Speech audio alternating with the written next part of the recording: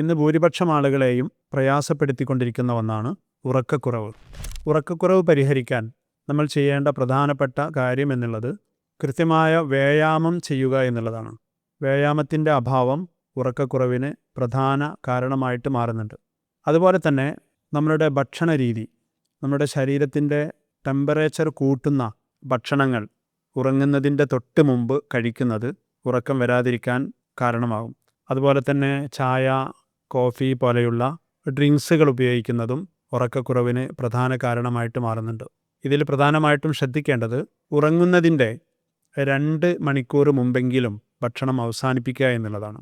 അതും വളരെ ലേറ്റായിട്ടുള്ള ഭക്ഷണം, കൂടുതൽ ഫ്രൂട്ട്സുകൾ, സാലഡുകൾ ഉൾപ്പെടുത്തിയിട്ടുള്ള അമിതമായിട്ടുള്ള എരിവ്, പുളി, ഉപ്പ് ഇല്ലാത്ത ഭക്ഷണങ്ങൾ കഴിക്കലാണ് ഉറക്കം വരാൻ ഏറ്റവും നല്ലത്.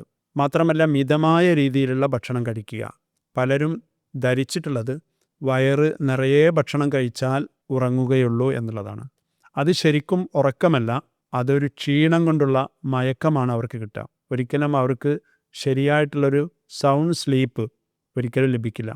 അതുകൊണ്ട് വളരെ മിതമായ രീതിയിൽ ലൈറ്റായിട്ടുള്ള വെജിറ്റബിൾസ്, ഫ്രൂട്ട്സുകൾ അല്ലെങ്കിൽ നട്ട്സുകൾ, ഇതാണ് രാത്രി കഴിക്കാൻ ഏറ്റവും നല്ലത്. അതും ഉറങ്ങുന്നതിൻ്റെ 2-3 മണിക്കൂർ മുമ്പ് അവസാനിപ്പിക്കണം.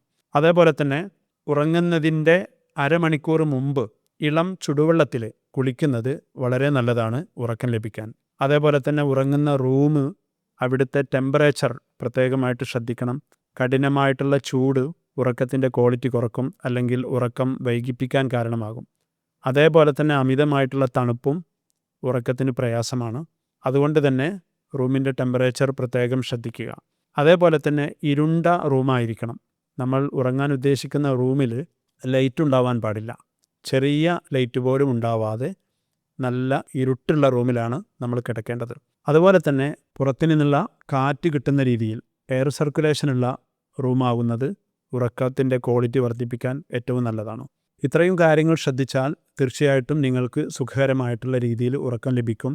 ഇനി മറ്റെന്തെങ്കിലും കാരണങ്ങൾ കൊണ്ട് ഉറക്കം ലഭിക്കുന്നില്ലെങ്കിൽ കൃത്യമായിട്ടുള്ള ട്രീറ്റ്മെൻറ്റ് ആവശ്യമായിട്ട് വരും.